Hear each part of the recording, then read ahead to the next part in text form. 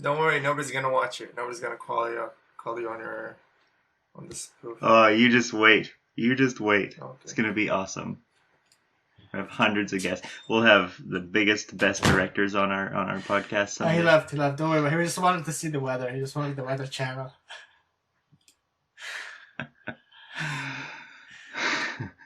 Okay.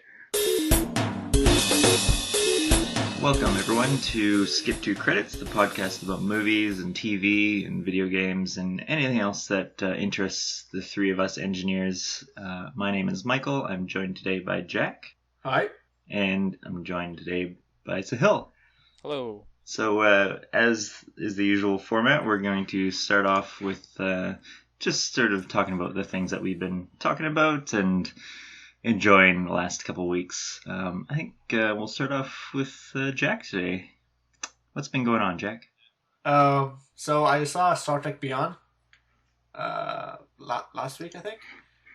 So it's a pretty good movie. If you saw the first two, they're pretty good. If you don't like the first two, then you probably won't like this either. If you're a fan of the Beastie Boys, they have a song that's actually vital to the action sequences in the movie. But apart from that, yeah, they found a way to put it into the action, which was pretty interesting. And we've got Sahil's favorite actor in the movie is Idris Elba. Yeah, how is he in the movie? It's pretty good. It's pretty good. He has like a good story. But the problem, I don't know. The problem with those Star Trek films, they're really good, but I don't know. Maybe they're overshadowed by Star Wars or something because they just don't. I don't know, they don't seem as memorable for some reason. Yeah, I find them really watchable. Like the first one, the 2009 Star Trek, the first reimagining. I think I watched it like 3 times. No, I watched it 4 times. I watched it in a movie theater. I watched it in a drive-in theater. I watched it on an airplane and on video. Wow. That's most of what I remember from the original Star Trek. So you may have a point. Yeah, I kind of agree with Jack a little bit because I watched the first one and I couldn't tell you exactly what happens in that movie, and then I completely skipped the second one with Benedict Cumberbatch, and now I have little desire to watch this one. I would partially agree with you, Jack. I don't really remember the second one very much, the one with Benedict Cumberbatch. But the first one I enjoyed quite a lot and watched it a number of times, as I mentioned. But yeah, what's sort of the verdict on the this new one fun. we're seeing? It's good for like a fun popcorn movie.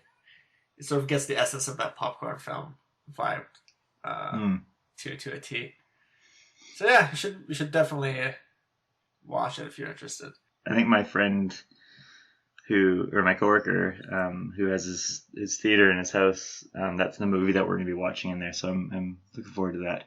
But he was telling me about his theater, and it's got like, he has a transparent projector screen, so he's got the speakers behind the screen. He has a laser projector. It has like the proper tiered seating and everything. Like, this is a full-on theater. I'm excited to see it. It's gonna be awesome. Yeah. So the other movie I saw, like literally, I think the following day, was Hell or High Water. It's about two brothers robbing banks, and there's this sheriff and his partner trying to catch them.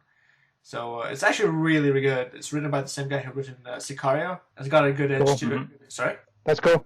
Yeah, performances are fantastic. There's a lot of good humor. There's sort of almost subtle racism humor too, which is always hilarious. In a good way, not in a bad way, obviously. Who's in the cast? Jeff Bridges. He's the sheriff. You got Chris Pine and Ben Foster. Chris Pine from Star Trek and Ben Foster, if you've seen the remake of 3:10 to Yuma. Yeah. They play brothers. And there's a guy called Gil Birmingham. He plays Jeff Bridges' half Mexican, half Native American partner. So the racism happens between both of them. They sort of mock each other. Jeff Bridges and his sort of sheriff partner, so to speak. And it's a really good movie. It's really well shot. It's got like a cool, intense opening. Almost, I think it was a one-shot thing that they did, which was pretty neat. Yeah, that was a solid movie. You should watch it if you like that kind of thing. And I rewatched 2001: A Space Odyssey in the theater. I've still never seen that. Still never seen it. You haven't seen 2001: Space Odyssey? Are you serious right now?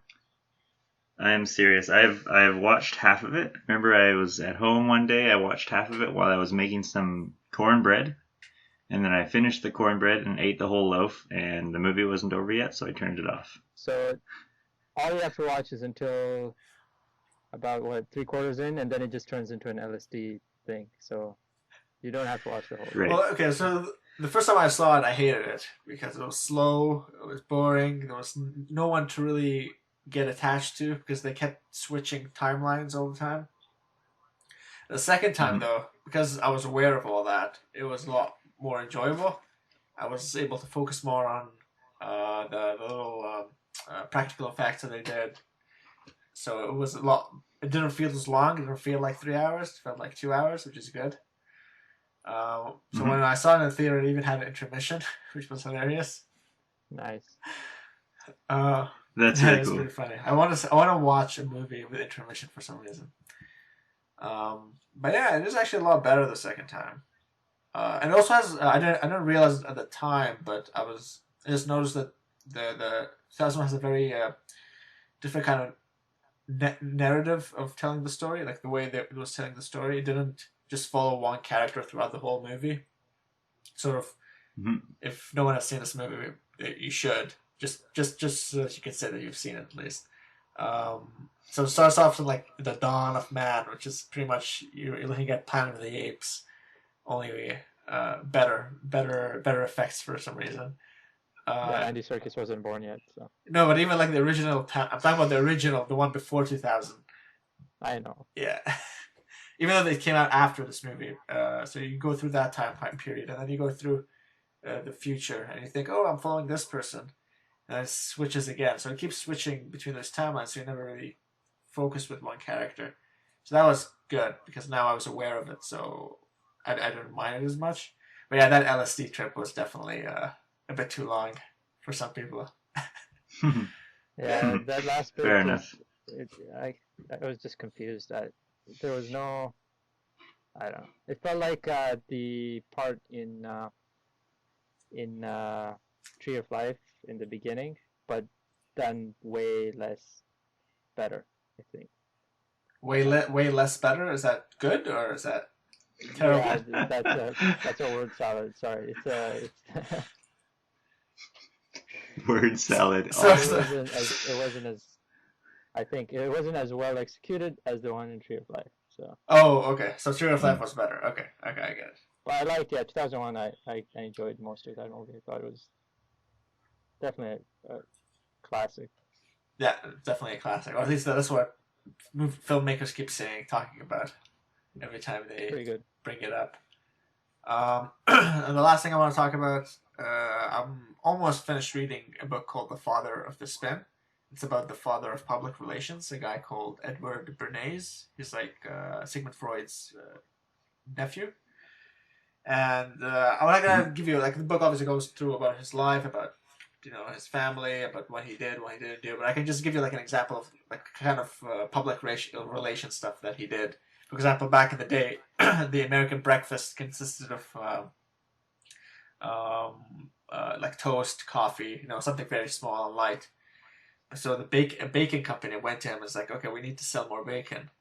So what he did, he went to a doctor and told him, what's better, a hearty breakfast or like a light breakfast? And he got like a huge number of doctors say, oh, it's a hearty breakfast. He got like a more favorable reviews for a hearty breakfast, like a bigger breakfast. And people associate bigger breakfast with like eggs and bacon. That's why the staple of American breakfast is eggs and bacon. Like he managed to manipulate. Interesting. Yeah, it's a pretty interesting book. He introduced. He didn't introduce smoking to women, but he made it more popular. Let's put it that way. Which obviously isn't a good thing because smoking is not good to anyone. And he got involved with Guatemala with there's a company called United Fruit. They sell a lot of bananas in the States. So he helped do like a turn, like a what's it called, a coup d'état in Guatemala with the help of like the CIA and stuff. So that's pretty neat. And Agent 47, obviously. No, like yeah, if you're into like conspiracy theories, it's great. But if you want like reality, it's great too.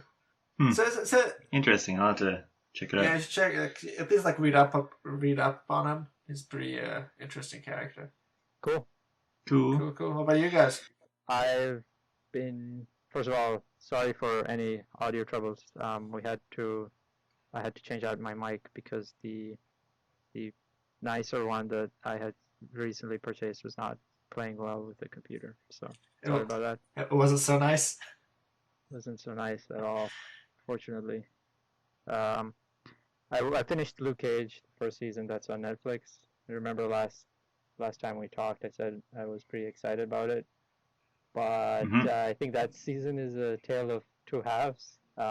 There's a point in the middle of the season where something happens and sort of changes the whole dynamic of the show. They remove one element, and I don't want to spoil it, but they remove one element and they add in another element to replace it, and I don't think that new element is quite as interesting or as original as the original one. But it's Right. it sort of goes back to old sort of tropes, comic book tropes. The fight scenes and the final battle is sort of, I thought it was an anticlimax. The whole finale of the show wasn't that exciting. It kind of ends on a bit of a downer. It doesn't really set things up that well, except for like this one scene at the end. So I don't know. It started out strong, that show. I still think it's worth recommending just because it has some neat writing, and it has great montages where they'll show a band playing and then they'll do the whole, while the band is playing, they'll cut between the band playing live and stuff happening in the story, which I thought was pretty cool. And yeah, there's just a little bit of sameness in the second half of the season that, usually when you're excited to watch a TV show, you want to see the next episode, but for me it was sort of because I have to watch another one of these kind of thing. So hopefully I want to see what they do with the whole. Actually, I don't really care. I don't care. I don't care that much about the whole Marvel joining universe thing. Whatever they're planning to do on Netflix, I'm not that interested. But this series kind of disappointed in the second half for me. Yeah, fair enough. Yeah. I haven't had a chance to watch it yet, but hopefully soon. Yeah. What have you been watching before I get on to my next thing here? I haven't actually watched too much. The last couple of weeks have been really busy for me at work. I went on a work trip last weekend that took up the whole weekend and had no internet or any sort of media How do you capabilities survive? during that trip. So it was hard. No, it was actually quite nice. I went to a very beautiful part of this country. But anyway, that's unrelated to the podcast. But what did I watch? I can't remember if we talked about it last podcast or not, but I did watch the movie Joy with Jennifer Lawrence. Yeah, you did mention it. Did I mention it? Okay. Yeah, I well, think that it's just like an impulse of yours to always mention Jennifer Lawrence in every episode. You just sneak her in. Yeah. No, that's fair. She's worth talking about every day of the week. Okay. Anyway, so I did discover this thing that Vogue does, like Vogue, the fashion magazine. It's a thing on YouTube called 73 Questions, where they just effectively ask different actors 73 questions and they just answer them. But they released one with Emma Stone, who's one of my favorite actresses. She's just lovely in every way. And I was very impressed by this. The production value was very high. They'd obviously rehearsed this whole 73 question thing. The sort of the staging of it all was well done. And it was one long 9-minute long cut of just asking a question and getting an answer while Emma is sort of walking around her apartment, like just doing various things. And it was really well done. I really enjoyed it, and look forward to more of them. Do you think it's her real apartment? Possibly. Like, I felt kind of staged to me. I don't know. Yeah, it was definitely all staged and stuff, but like, it's who knows if it was her real apartment or not. Yeah, probably not, but who knows? Yeah, but I think she's probably the best one for that since she was in Birdman. She's used to like long takes. Yeah, that's true. Yeah, true. I'm True. expecting the next one to be Keaton. What's his name? What's his first name? Michael. Yeah, Michael Keaton. I was about to say Buster Keaton for some reason. I'd like one with Buster Keaton. That'd be good. But yeah, anything else you've been watching, Sil? When I finished Luke Cage, I was looking for something smaller to consume in bite sizes. So I was looking for a comedy, and I found this thing on Netflix called People Just Do Nothing, which is this BBC show, sort of a mockumentary in the vein of The Office, and it follows this group of friends in Brentford, UK, who are sort of managing their own pirate radio station, and they're all basically idiots. There's one of them who's like David Brent, and then his friends, there's a couple of Gareths in there, and they all sort of do nothing. They smoke weed and do this radio station thing, and like play garage music on and off. And the documentary sort of follows them in their weird escapades and like trying to start a nightclub thing with their friend who's this entrepreneur, not entrepreneur, ultrapreneur, because that's just the kind of dumb stuff they say. So I don't know. There's good things about it. There's like really funny lines in there, really laugh out loud jokes, but at the same time there's a very slow moving plot. I like comedies that have something that's going on, like you see the character's progress through some sort of plot thread, like they get promoted or whatever, things like that. Like in The Office, David Brent became the manager of 2 divisions and then got a regional manager above him or whatever. In this show, things like that don't kind of happen. And I think I'm comparing it too much to The Office, but it is very similar. And if you want to get a vibe for the show, just imagine like 3 dudes in like this dark gray London alley, with like sort of posing in a gangster way in front of this Volkswagen Golf, and they're all wearing sport jackets, and they're all idiots basically. It's really, it's just either you'll find the characters very funny and likable, or you'll find them completely stupid, and you might go one way or the other. But it's a fun little show I found, and I haven't quite finished all of it, but that was pretty good. Cool. Yeah. So Jack was mentioning reading a book earlier.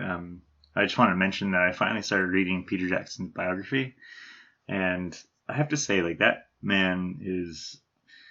It's no wonder that he's become so successful. Like, basically, he had really no tools when he was younger. He just had this Super 8 camera, but he just like found a way to do things, and he just went and did stuff. He would just went and made movies, and he made like tons and tons of just little like experimental things that didn't work out and stuff, but he probably learned a heap from doing them, and it just sort of built his repertoire. And I'm kind of a little envious of the fact that he's done that, whereas my whole life I've just kind of been like, yeah, I should do that. That would be really cool. But then I don't go and do it. Yeah. Yeah, I know that so, quite well.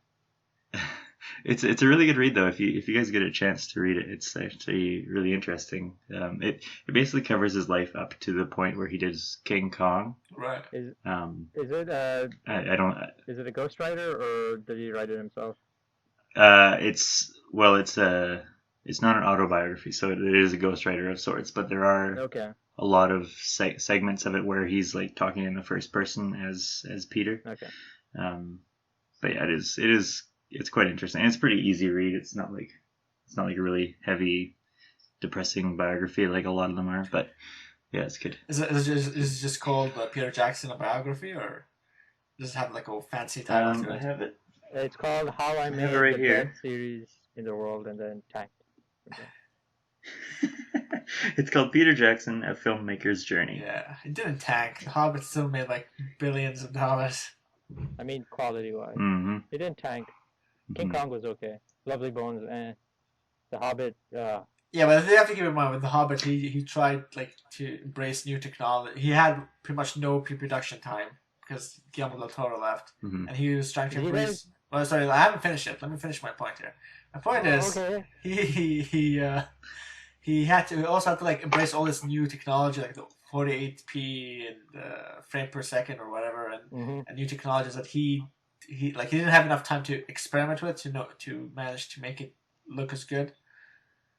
And probably studio I don't pushed him know. to do a 3-picture deal instead of it. I think it Yeah, was supposed to I be think- 2. I think at the beginning. Yeah, the 3 movies thing was probably external. But did you guys see it in 48 frames? Any of them? I saw the final one in 48 frames. Yeah. Oh yeah, I saw the I think I saw the final one. First one. I did not enjoy it. 48 frames was a bad idea. Nobody's used it since then. It was just so Mhm. the makeup looked fake. The sort of cinematic quality was, the cinematic film grain or whatever it is lost. So I don't. Yeah, wasn't- I still don't have a full understanding of it. I don't understand why the makeup would look fake when you increase the frames. It's not like I don't know. I think it's just because there's more clarity because there's less. Yeah. It's less blurry. Yeah. right. Um, Fair enough. so Yeah, I think Yeah. 48 would work. You know when those big movies they have those like sweeping shots, it's be like a battlefield or like just a beautiful mountain side or whatever, and they do a sweeping shot, and so there's a bit of a shake. It's not like super smooth.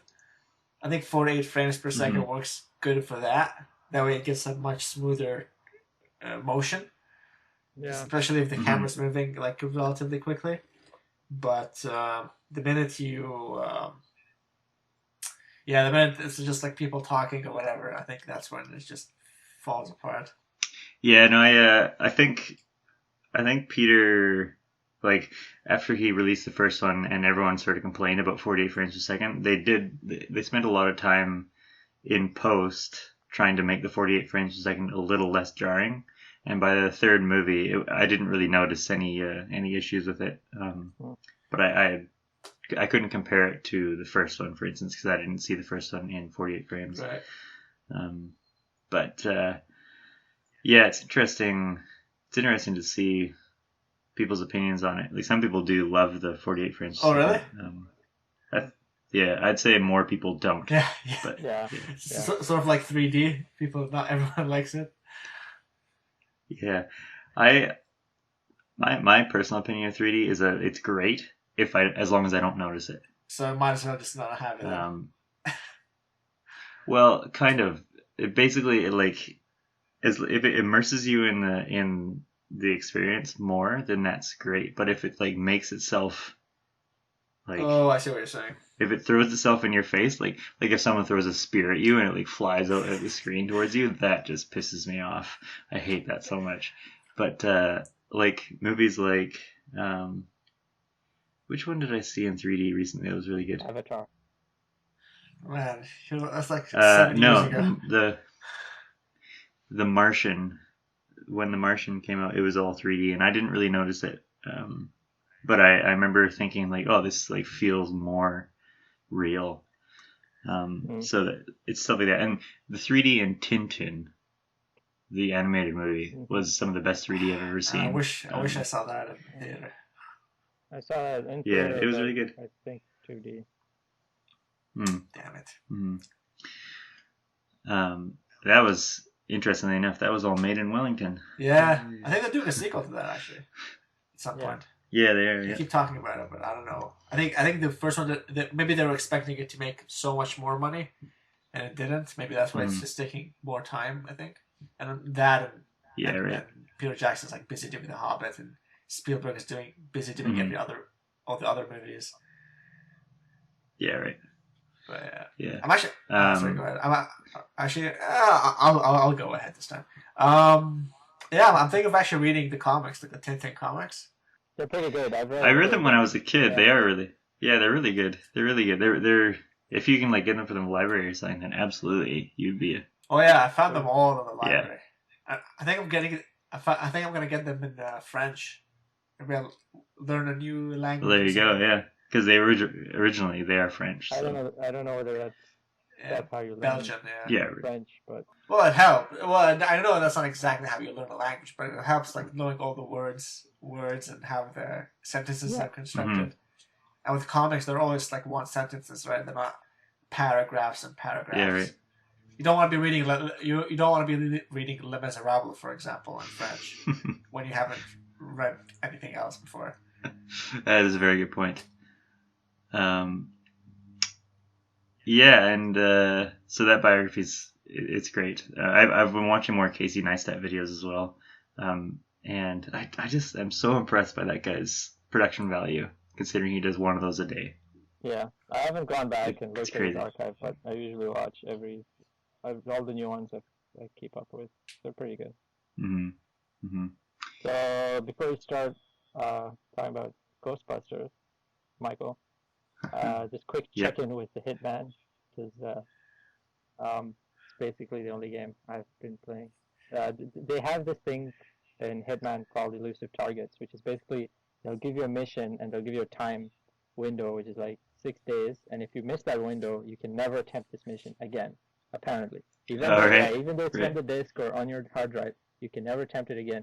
If you fail the mission, so if you die, basically, you will also fail the mission and can never try it again. So there were 2 of them in Really? quick succession recently, and the first one I failed because of unforeseen circumstances. But the second one, there's a cool story about that, because the first time I tried, the thing is you can quit. It's a bit of a slimy way to get out of it, but before they kill you, you can quit and restart.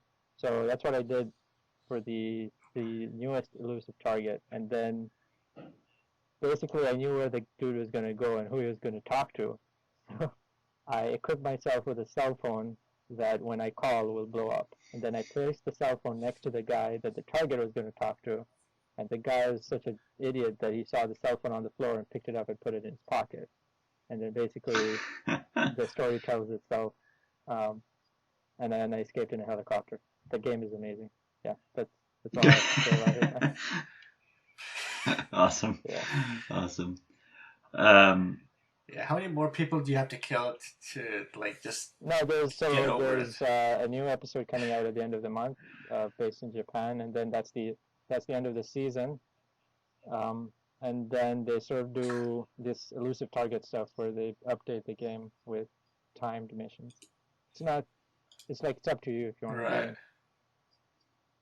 it. Yeah, it's pretty cool. Right. Cool. Yeah, maybe not. I'll have to check it out at some point. Yeah, I It think sounds you'll good. like Is it. It's I think it runs well on PC and stuff. They're pretty Oh yeah, cool. IO interactive, or I think pretty good with PC stuff. So Yeah, right. So the other thing that I watched, I just watched it last night actually, was the new Ghostbusters movie, which I quite enjoyed it actually. It wasn't nearly as good as the original ones. Even Ghostbusters 2 is better than this new one, in my opinion. It felt, in a lot of ways, it felt very like sort of throwbacky, like sort of had the same sort of feel as the original Ghostbusters, but in a lot of ways, like Paul Feig, he has a certain style, which you'd recognize from his other movies like Bridesmaids and those ones, that doesn't really agree with me.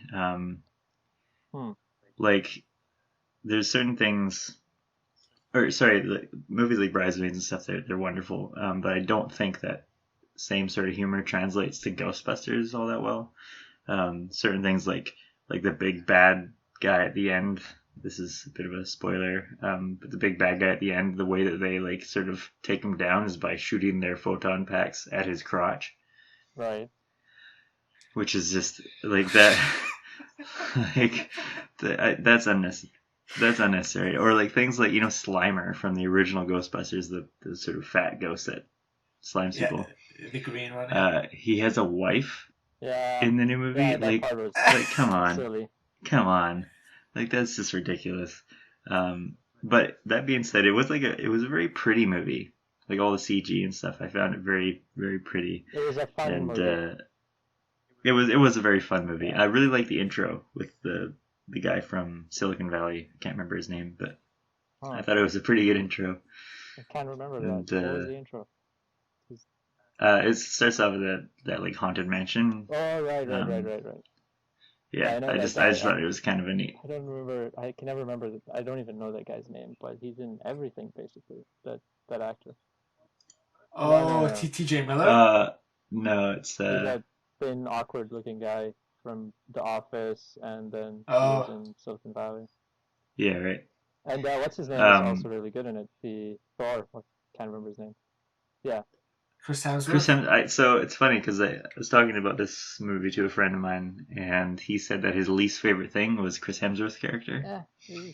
But in my opinion, like, that was one of my favorite things about it. Yeah. I like, it was super campy and super over the top, but he was hilarious. I thought it was so funny. Like, and apparently he came up with all those gags sort of just on the spot on his own.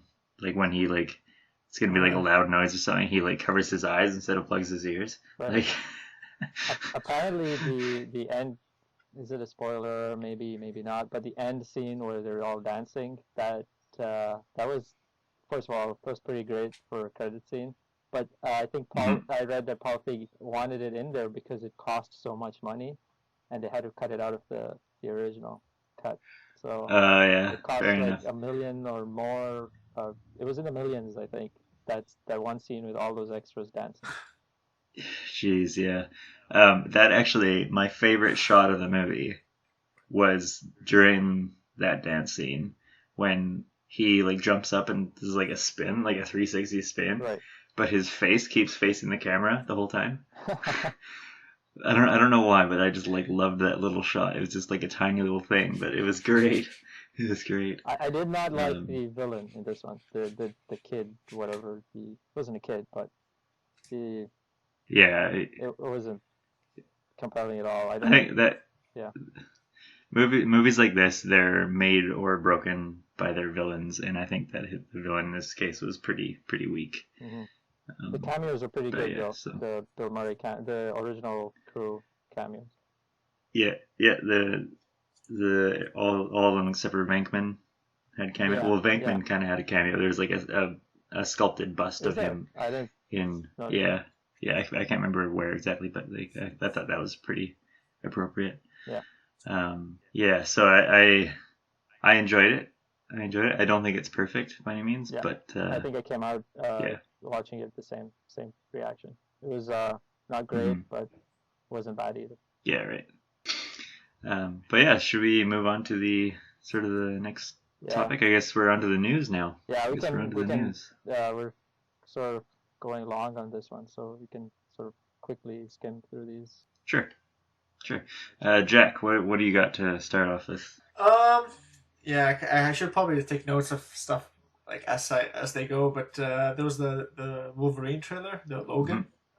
It came out a few days ago, which looked pretty awesome. It looked nothing like a superhero trailer. It looked like almost like a drama, which is great. I don't know if you guys saw like the R-rated version of the trailer, like the red band or whatever they call it. Yeah, I did watch that. There was there was a scene with him like sticking his claws into someone's head, which is that was awesome. pretty awesome. I was like, "Ka-ching! Ticket sold." Yeah, Did you guys see the original in the Wolverine series? I saw the original one. I didn't see the second one. I saw the original one with Deadpool as the. Oh yeah, I saw that too. That wasn't. It had some good stuff, but some bad stuff as well. Are they worth watching if you're going into? No, I think you might as well just stick with this one. Like, I don't think this one's actually connected with the other ones. I think it's just a different story. So. Is this Hugh Jackman's last one? Yep. Yeah, I believe so. apparently. Okay. Actually, And what a he has. Sorry, go It's ahead. funny when that first Wolverine Origins came out back in 2008, I guess 2009, something like that. Something I like was that. in New Yeah. York City, and on multiple occasions, I was called out in crowds by people thinking that I was like one of the actors from that movie. It was really surreal. What? Yeah. Do they think? Do they think you're Michael Fassbender? It's like No. I haven't been cast yet. No. This is I can't remember. I can't remember who they thought I was. Let me just try and look it up. But carry on. Speaking of Michael Fassbender, did you guys see the Assassin's Creed trailer? Yes, I did Yeah, I watch it. saw it. It looks fine. It looks fine. It looks, if you're, I don't know, I come from it having played a little bit of a couple of games in the Assassin's Creed series, but I know a lot about them, and the way the trailers are conveyed, it's sort of this, doesn't quite match with, I think, what most Assassin's Creed fans like about the series. It just, there's too much focus on the outside the simulation stuff, Hmm. and there's too much Right.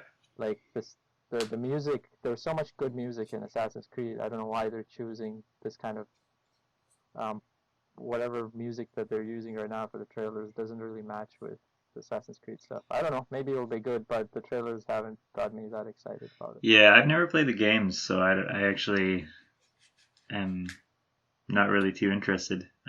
If it ends up being a good movie, then I'll probably go and watch it. But if it's It's a like, good cast for sure. yeah, oh for sure. Yeah, I like Michael Fassbender.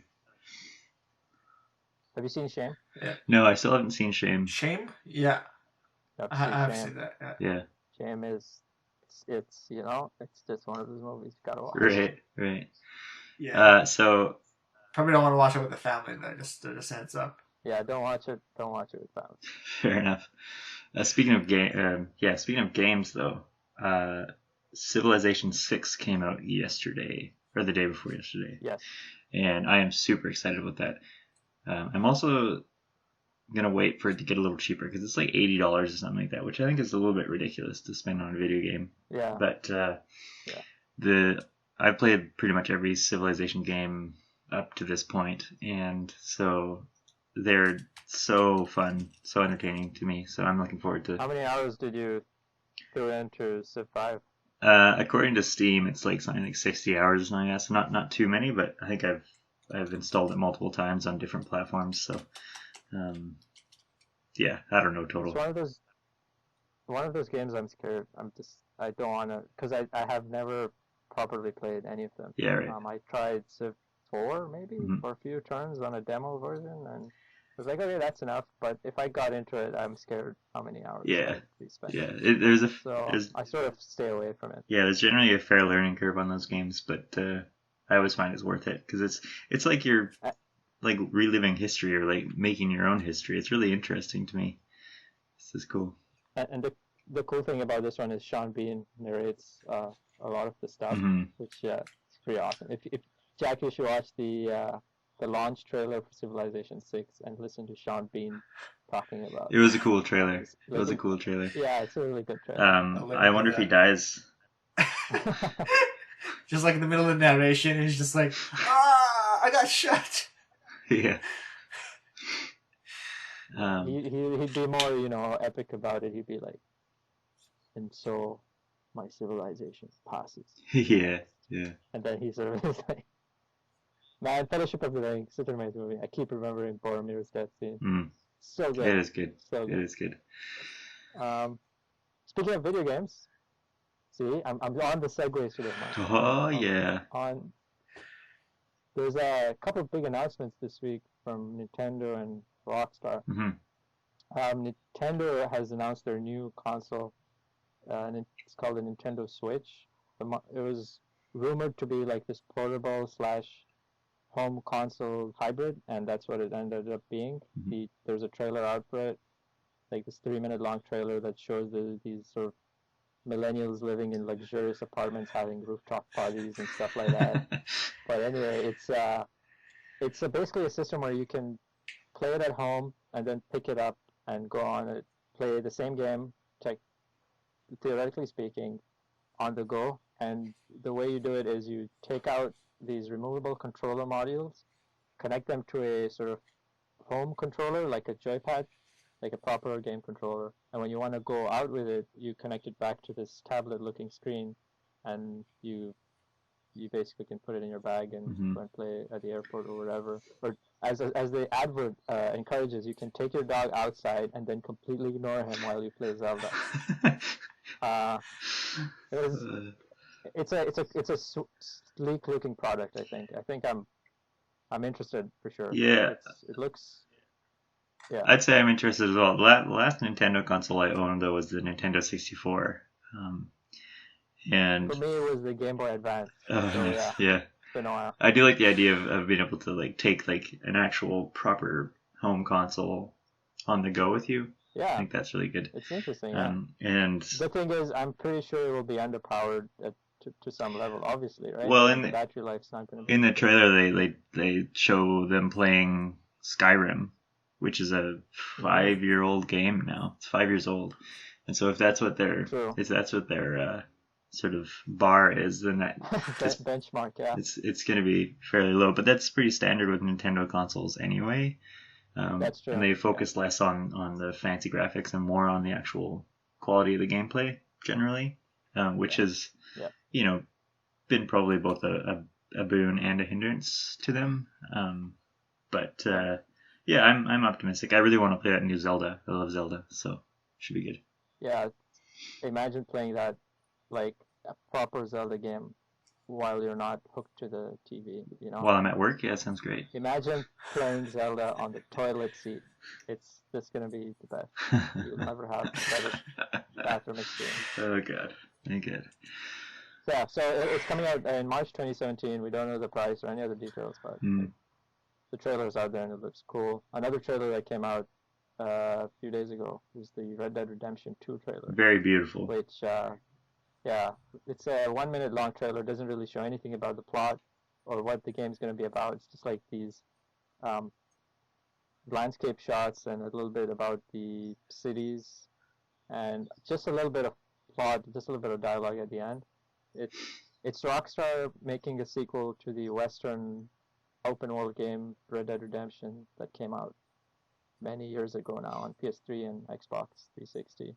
I played that game. I did like it, but there was problems with it. There was lots of boring grinding missions to get you through the story. So I hope that they solve that. Like something like The Witcher 3 has a good variety of missions, and maybe they can learn from that stuff. But it looks great. Like the graphics look pretty sweet, and it's Rockstar, so you can expect a high level of quality in their games. Yeah, it should be good. Yeah. Jack, did you watch it? I did watch it, yeah. I just don't see why you're excited for a game by just like looking at the graphic. There's just literally just some graphic shots. No, it's not the graphics. It's like a nice atmospheric trailer, like the music and everything. Yeah, but I don't know, like, would that make you want to buy the game, though? It'd make you want to watch a movie of the game. So, well, I know Rockstar enough that I know the game will be fun to play. Oh, fair enough. Yeah, for me, it didn't show any gameplay, which I thought would be important for a video game trailer. That's true. But that's the thing. We've elevated the medium to a point where you can just show something like that and people are excited. Oh, really? Doesn't have to be Super Mario jumping on mushrooms for people to get excited. I guess. So I changed the subject a little bit. I watched, I've talked before about how much I enjoy the Tested.com and their videos. And they released one yesterday or the day before with Adam Savage making his costume for New York Comic Con. And the costume was My Neighbor Totoro costume. And it was like a 40-minute long video of like the whole process of him building this costume. And it was so inspiring. And every time they release one of those videos, I love them. I've often watched those videos like 3 or 4 times, just because they both like get me excited about making my own costumes and movie props and things, while at the same time just being thoroughly entertaining and watching the process of someone who who is very skilled at what they do. It's just really interesting to watch them, or watch Adam, sort of problem solve as he goes, and things don't always go right and stuff, and so he's clever enough to always work around issues, and it's quite an interesting process. Yeah, I watched the whole thing start to finish because it was like I like Totoro the character, and then I saw the comic. He wore this for the New York Comic Con, and it was pretty sweet. Like the final costume. Mm-hmm. So just seeing the process was really cool, and I also think there's a lot of credit to be given to the guy who does all the shooting and editing. Joey Family, he's great. Yeah, he did it. Like that's a lot of footage. Those are gigabytes and gigabytes and hours of footage to condense it to 40 minutes and then like add flourishes like slow motion. Yeah, he did have quite a few slow motion shots for some reason. Yeah, it's really cool. That's a lot of work. Yeah. Yeah, no, some awesome. of the slow motion shots were a bit funny because it was already a 40-minute video. It's like, why are you trying to make it longer with these slow motion shots? There's a lot of time lapses too. Yeah. No, I every time that they release one of those videos, I just eat it up. They're fantastic. So speaking of Totoro, as we're doing those segues. Yeah, we're not. That's probably the best segue opportunity you will ever get. And we just messed it up, but that's okay. So yeah. Speaking of Totoro, we were going to discuss our favorite Studio Ghibli films. This was sort of brought upon by the news that one of their legendary animators and colorists, Michio Yasuda, recently passed away. She worked there from the beginning. Well, she worked at a studio with Hayao Miyazaki and Isao Takahata, who went to form Studio Ghibli. And she worked on My Neighbor Totoro, Kiki's Delivery Service, Castle in the Sky, a lot of their stuff. She officially retired in 2008, but she was one of the important characters at that studio. So I thought we could maybe talk about some of our favorite movies and sort of remember them. They're still making movies, so hopefully there'll be more classics to come. Mm-hmm. Why don't you start us off, Phil? Or Jack? Alright, sure. I was looking at the list of Studio Ghibli movies, actually. I realized that I thought I watched a lot more than... I thought I watched all of them. Apparently I didn't, because there's like a few I haven't seen at all. Some of which I haven't even heard of. But I haven't seen so many of them as well. But okay, so I'm going to bring up... because obviously Studio Ghibli is known for their like fun sort of Miyazaki films, but there's like the Isao Takahata, the other guy. And he does a lot of movies that if like in Hollywood or wherever, they will be made as a drama feature. There's a lot of animated films that he's done that are just like dramas, which like Grave of the Fireflies. That's one of Studio Ghibli's earliest works, and that's a movie that's really, really good. But it's kind of depressing, isn't it? Oh, it is really depressing. It's set so here's a synopsis. It's set in World War II Japan, and it's about this brother and sister. They're like really young. We're talking about like they're teenagers. Like the brother is definitely, he's like probably, he's not even a teenager. He's like 12 or something. He's like 11, 12, and his sister is even younger. And his dad is like, his mom I think dies, and his dad is like an admiral for like one of those battleships or aircraft for the battleships back in Japan. So he's like trying to find food for his sister, and it's pretty depressing. Let's put it that way. It's very depressing. But it is really, really like if this was made into like a normal like real live action film, it would be winning at Oscars like all over the place. But because it's animated, but that's the thing about Studio Ghibli is like they would do a movie that most studios won't do it as an animation. They'll do it like as a normal drama. They just do it into an animated form, which is pretty cool. Another movie that I saw like a few weeks ago is called Only Yesterday, same director. That's also like a drama. It follows. That's the one with dubbed by Daisy Ridley that me and Michael were gonna watch, but we didn't end up watching because I lost track of time. Wait. Big question here. Yeah. Do you guys watch dubbed versions or original voice versions? For this one, I watched the dubbed. Do you watch the I've original? I think I've only ever watched the dubbed versions. Yeah, I think so too. I always try to find the originals if I can. Hmm I think the only movie I saw that wasn't original, yeah, but it wasn't Studio Ghibli though. I saw like Akira.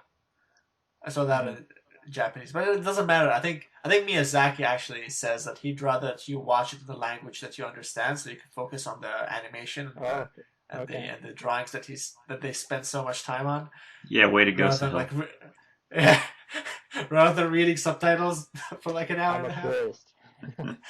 Um, but yeah, Only Yesterday is pretty good too. It's about it pretty much it's like two timelines. It's the same person, but two timelines. It's one when she's like a small child hitting puberty and stuff like that, and then when she's older, in her 30s, she goes to this village in Japan, and it's pretty neat. It's pretty neat also because when you see dramas, you get to know a lot more about the culture there. Because like that movie was partly set in like the 60s in Japan, and I haven't seen movies set in the 60s in Japan, Right. so it's pretty interesting. Then I guess the third movie I'm gonna mention, just from like a funnier perspective, maybe not funny, something I enjoy is Porco Rosso, Hmm which is which is also like it's a cool World War. It's like almost I think it's set like in the 30s. It's about this pig, who's I think it's a person who's cursed, and he becomes a pig, but he's I've also heard this one before. yeah, and his he flies airplanes. It's pretty neat. Yeah, They like cursing people into pigs. Yeah, I think Miyazaki has a thing for pigs. Apparently, he has a pig in every movie he makes. Really? Either as food or as like usually Huh. in the food department there's right, right. It's a funny. pig somewhere. Porco Rosso has been probably the most often recommended Ghibli film for me, probably because I'm an aerospace engineer, so people associate that and the airplanes and stuff to me. But I still haven't seen it. Oh, you should. It's pretty good. Yeah, no, I plan on It's it. also like set. It's not like it's set in the 30s, right? So all the planes are from the 30s, which are like they're not biplanes. They have like monoplanes by that point. Hmm So there's that cool those cool kind of looking aircrafts, and it's set in Europe as well. So you got like there's a place where Porco Rosso goes to. It's like hideout, and this is beautiful. It's one of those pictures you have from New Zealand where it's like water, like almost like a semicircle. Oh It's yeah, like yeah, I know what I mean. I don't know what they call them. Like an inlet almost or something.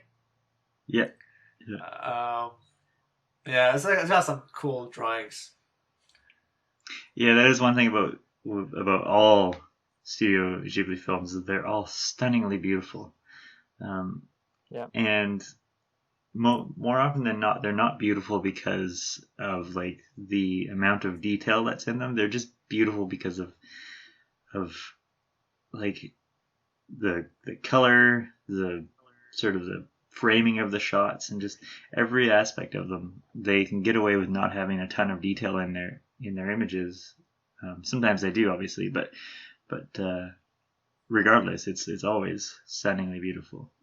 So I really Yeah, appreciate I that. think one of the things that attracted me to Studio Ghibli most is like they just have this crazy imagination Hmm that they go wild with, you know? hmm Like Howl's Moving Castle is about a house that is a castle that moves with like legs and it's got steam running out of it, and at the center of it all, okay, this one I did watch dubbed. At the center of it all is Billy Crystal on in a fireplace running the whole thing. Like who thinks of those kind of things, you know? Yeah. Or like the weird bath that Howl has, right? The like sort of stains on the bathtub and the weird, all this color in that one scene must have been tough to like just set up that one frame. hmm That it's a lot of work, and they do a great job, I think, with all that stuff. Yeah, undoubtedly. Spirited Away. You didn't mention that, Jack, but Well, that's I didn't, probably because I just assumed that you guys have seen it, so I'm gonna let you guys pick it up. yeah, that for me is my favorite for sure. Yeah. Um, it's I haven't seen it for a while. It's about a girl who gets lost, I think, from her parents, and she sort of comes upon this fantastic little town with this big bathhouse, right, run Yeah. by this witch, Mhm. and she sort of has to save her parents who now they've become cursed as pigs, and she has to work for the bathhouse, and she slowly, gains some friends, and there's No Face, who Adam Savage actually cosplayed apparently before. I haven't seen that one. No Face is the guy who is a very rich client of the bathhouse and sort of becomes her close friend. There's like you just have to watch those kind of movies and just admire them, right? They're so good. Spirited Away is one of my top 10 movies I think ever. It's really Really? good. Yeah. Yeah, I think so. I think It's amazing. definitely pretty good. The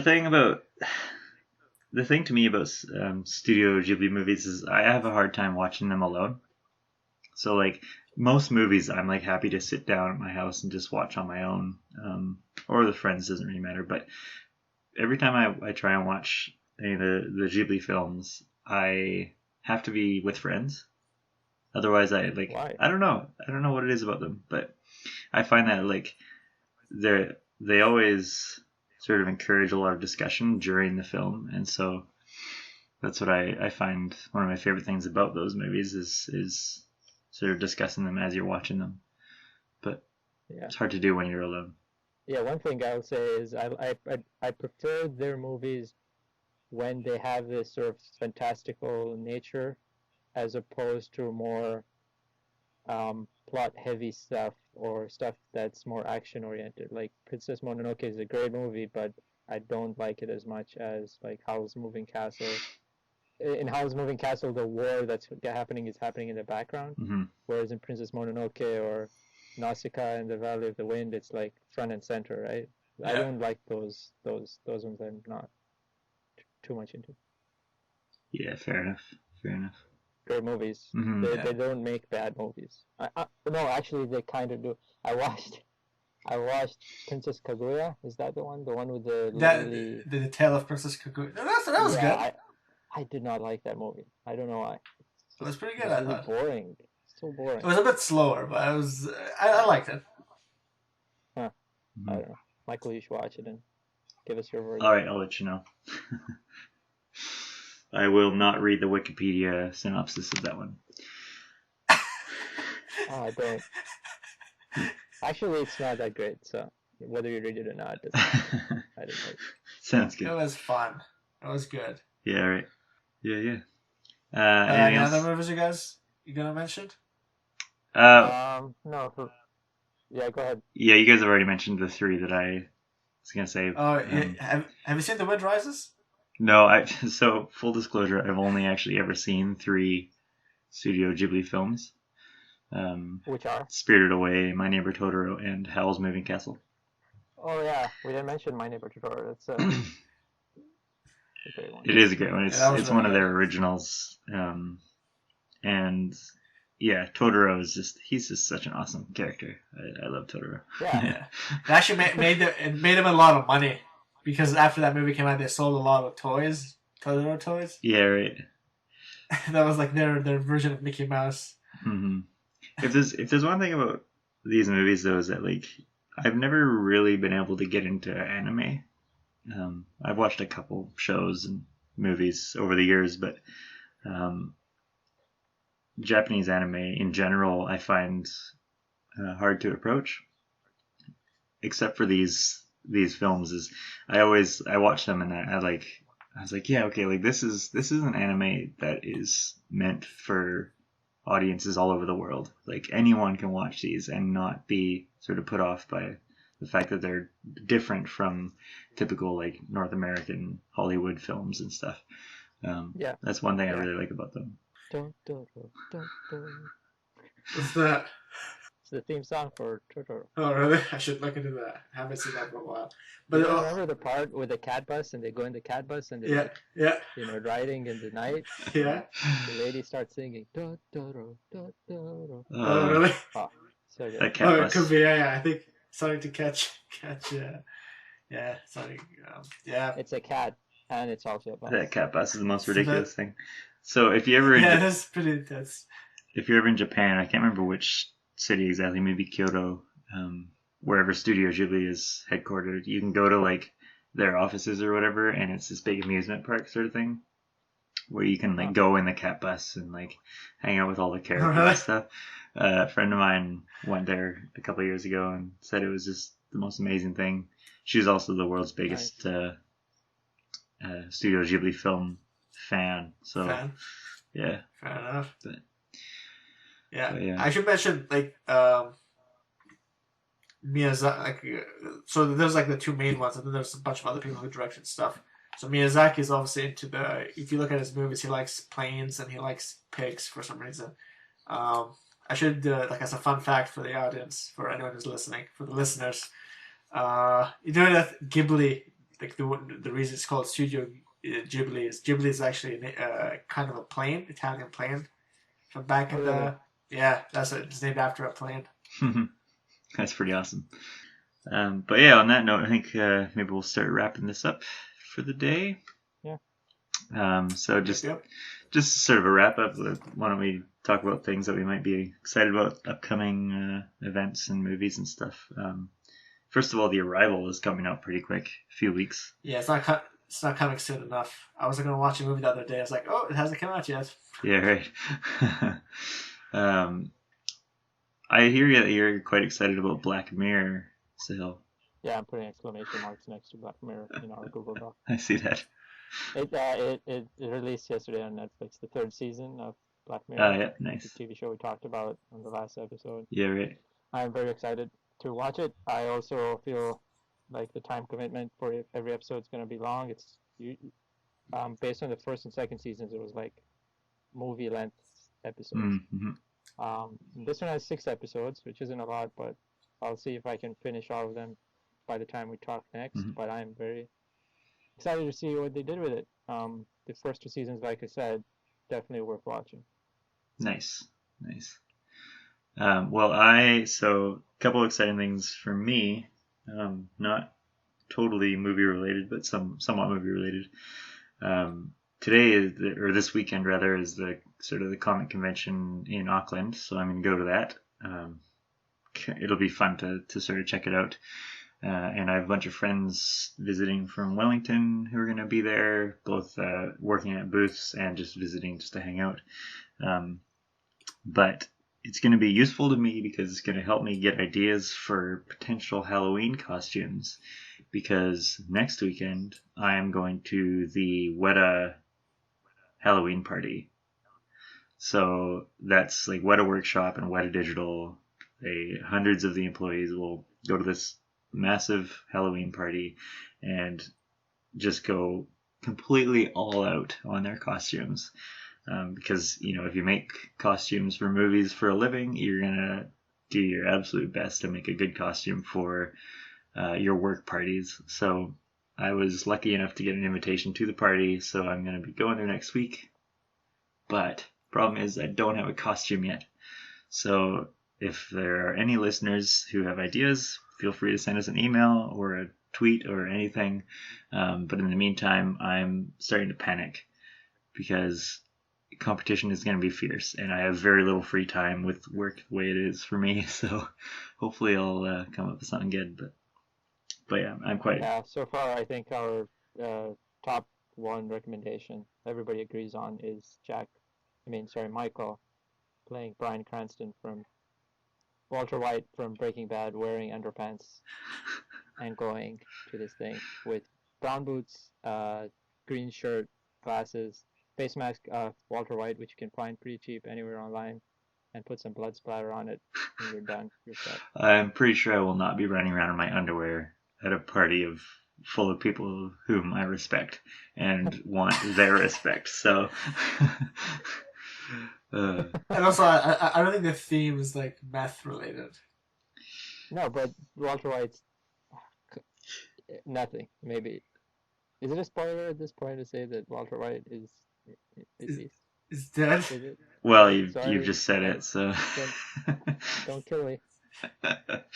I think it's fine. Yeah, he's dead. So yeah, the theme of this party is Rave of the Living Dead. So it's gonna be obviously a lot of zombies and stuff. But I don't really want to dress up as a zombie, partially because I don't like. How about a White Walker?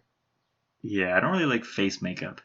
I'm a little weird like Do you want that. to So. do you want to dress up as like a Tomb Raider, like a Indiana Jones Tomb Raider type? I actually thought about that. Yeah, I'm trying to find a way that I could like turn that into like a zombie themed thing, which would be cool. But we'll see. You can go with, like the Kingdom of the Crystal Skull. Yeah, Don't right. bring that up. Yeah. It could just be Norman Reedus from The Walking Dead. Who? Oh, is that the guy with the shirt with no sleeves? What? I don't know. I don't watch The Walking Yeah, Dead. I I've just never know Norman actually Reedus. seen it either. The guy with the crossbow? Yeah, I think so. Okay. Yeah. But yeah, anything you're excited about, Jack? No. Wow. Zero excitement. Awesome. Nothing I'm excited about. Well, I think on that note, we'll wrap things up for the day. So thank you everyone for listening. It's been a pleasure. I know we've got a few listeners already, so hopefully that'll just keep growing and growing. We'll get some real good guests on the show and everything, and we'll sort of perfect the format. We'll get better as we go. We're obviously still learning. But Who are our listeners? Because oh no, I've talked to a couple people who have listened to the podcast. oh really? Yeah, That's cool. yeah, mostly because I made them, but.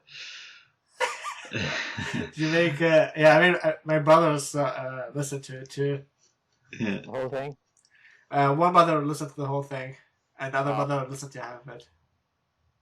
Oh, Nice. That's more than I would expect. Yeah. And again, sorry for the audio. I'm really, really pissed off at this mic. Well, your audio is showing is Fine. pretty good actually right now.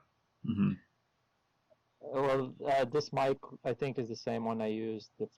No, I might have used the laptop mic the first time, but the mic on this headset is obviously not as good as the actual proper mic, so Mm-hmm. it's unfortunate. Yeah. Hopefully the audio didn't come out so bad when I started editing this thing. Yeah, so. yeah. Otherwise, if you want to get in contact with us, we're on Twitter, Facebook, and all those nice places at Skip to Credits. Mm-hmm. Awesome. Well, thanks again, guys, and I will talk to you two soon. And thanks for listening, everyone. Yeah. Skip to credits out. You have to sing the end.